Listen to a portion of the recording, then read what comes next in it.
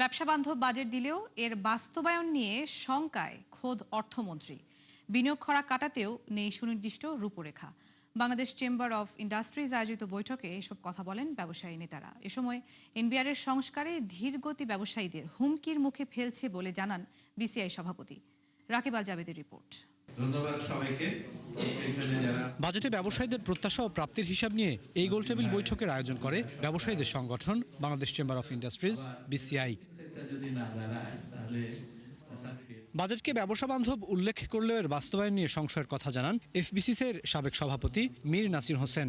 বলেন, সঠিক নীতিমালার অভাবে আসছে না প্রত্যাশিত বিনিয়োগ, যা সমাধানেও নেই সুস্পষ্ট রূপরেখা।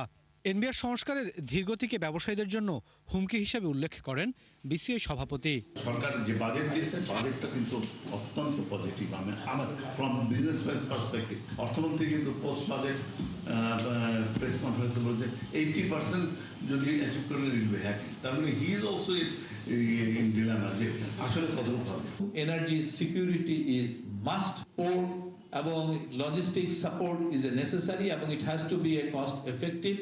আইন শৃঙ্খলার উন্নতি হয় নাই, আইন শৃঙ্খলার উন্নতি লাগবে। প্রধানমন্ত্রী বলেন, অর্থমন্ত্রী বলেন, এনবিআর চেয়ারম্যান বলেন বা ইভেন সেক্রেটারি লেভেলে যারা থাকেন, তারা কিন্তু প্রত্যেকেই ভালো একটা মনোভাব নিয়েই দেশ চালাতে চান। শুধু আজকের সরকার বলবো না, অতীতে কম বেশি এটা থাকে।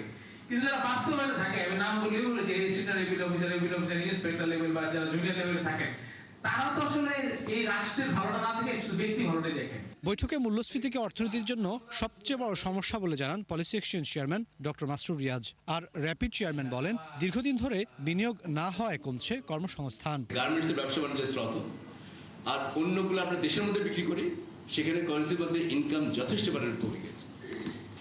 এই বৃত্ত আমাদেরকে ভাঙতে হবে, কোনো সোজা সলিউশন নাই। Stabilization should be the most important objective at this time. এই মুহূর্তে অর্থনীতির সবচাইতে বড় প্রবলেম আমি মনে করি ইনফ্লেশন।